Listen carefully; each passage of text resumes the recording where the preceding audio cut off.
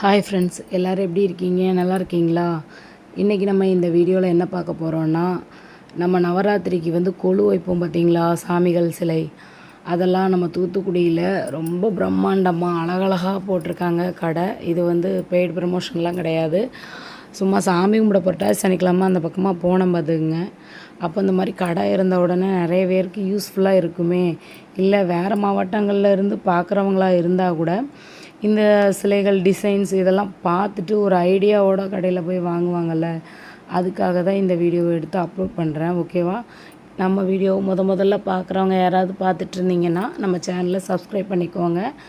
அப்போ தான் நான் போடுற வீடியோ எல்லாமே உங்களுக்கு நோட்டிஃபிகேஷனாக வரும். ஓகேவா?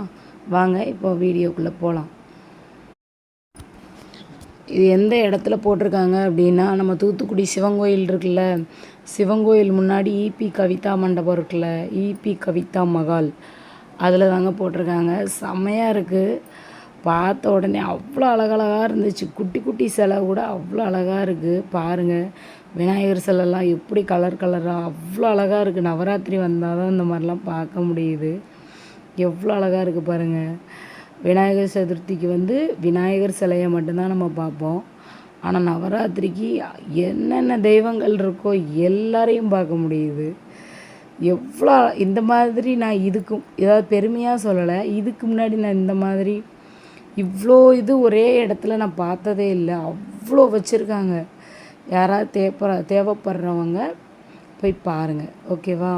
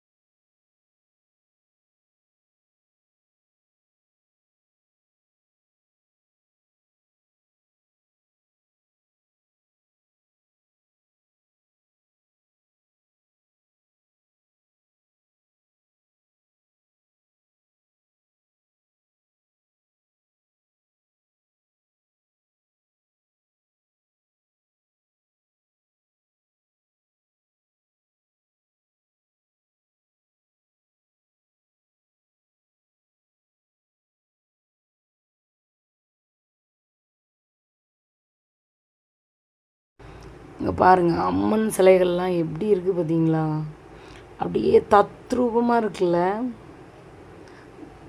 வாங்குகிறோமோ இல்லையோ, நல்லா ஒரு மணி நேரம் போய் நல்லா சுற்றி பார்த்தேங்க. ரொம்ப அழகாக இருக்குது. அப்படியே குனிஞ்சு குனிஞ்சு கீழே அடியில் வச்சுருந்தாங்களா, அப்படியே குனிஞ்சு குனிஞ்சு பார்த்துட்டு இருந்தேன். ரொம்ப அழகாக இருக்குது சாமி சிலைகள்லாம்.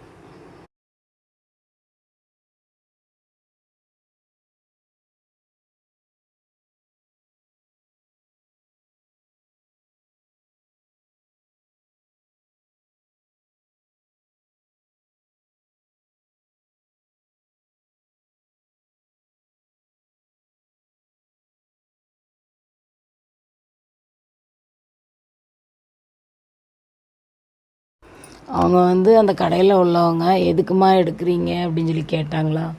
நான் ஒன்றுமே சொல்லலை. ஏதாவது சத்தம் போட்டுருவாங்களோ அப்படின்ட்டு கொஞ்சம் பயமாக தான் இருந்துச்சு. என்ன சொல்கிறது, இப்படிலாம் கஷ்டப்பட்டு எடுக்கணுமாம்மா அப்படின்னு கேட்டுறாதீங்க. உங்களுக்காக தான், நீங்கள் எல்லோரும் பார்க்கணுங்கிறதுக்காக தான் எடுத்தேன்.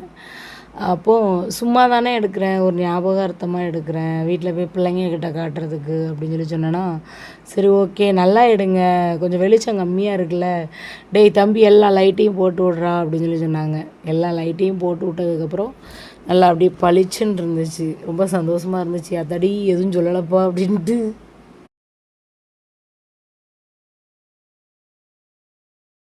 பாருங்கள், முருகர் வள்ளி தெய்வான மயில் மேலே இருக்கிற மாதிரி அழகாக இருக்குல்ல.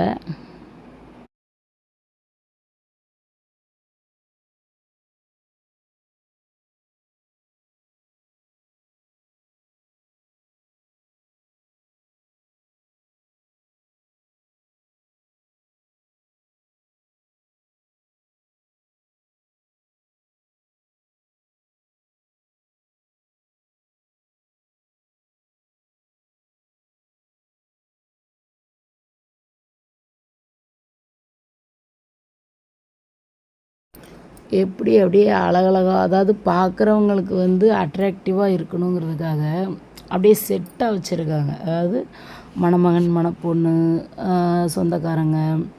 அப்புறம் இன்னொரு இதில் பார்த்தீங்கன்னா, அந்த காலத்துலலாம் பட்ன பரிசம் வைப்பாங்க தெரியுமா? மாப்பிள்ளை அழைப்புக்கு. அந்த மாதிரி மாப்பிள்ளை அழைப்பு முன்னாடி இந்த கொட்டெல்லாம் வர்ற மாதிரி, பின்னாடி சொந்தக்காரங்கள்லாம் வர்ற மாதிரி, அந்த மாதிரி எப்படி எப்படி வச்சா அதாவது நம்மளுக்கு அந்த ஞாபகார்த்தங்களை எடுத்து கூறுற மாதிரி அப்படியே செட்டாக அப்படியே வச்சுருக்காங்க பாருங்கள். கவனித்து பாருங்கள் தெரியும்.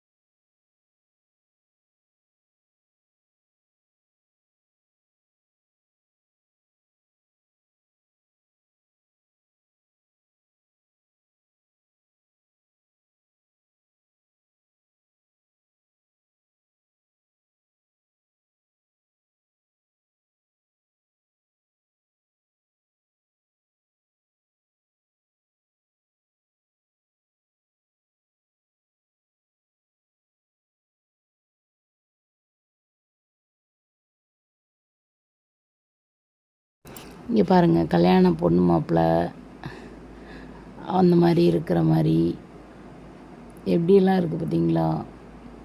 கோமாதா அப்படியே செட்டாக வச்சுருக்காங்க பார்த்தீங்களா?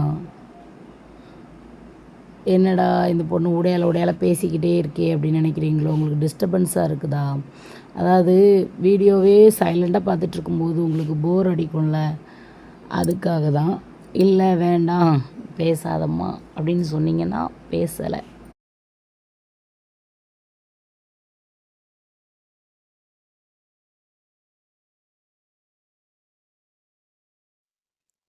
இப்போது இந்த சாமியை பாருங்கள். கிருஷ்ணர் வந்து அந்த காளிங்கராயன் அந்த பாம்பு மேலே வந்து நடனம் ஆடுற மாதிரிலாம் இருக்குது பாருங்கள். எவ்வளோ அழகா தத்ரூபமாக செஞ்சுருக்காங்கல்ல.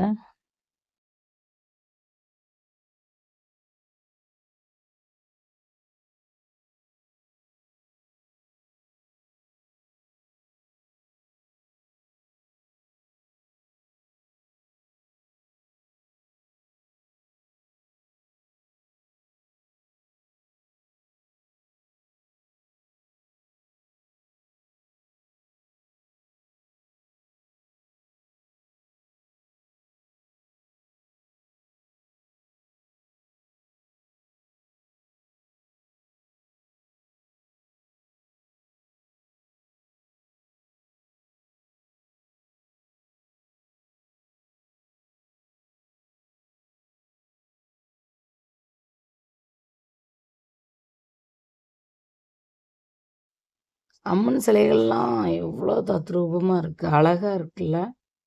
அப்படியே இந்த கோயில்களுக்குள்ளே பார்க்குற மாதிரியே இருக்குது. எனக்கு அப்படி தான் இருக்குது. ரொம்ப அப்படியே தத்ரூபமாக செஞ்சுருக்காங்க.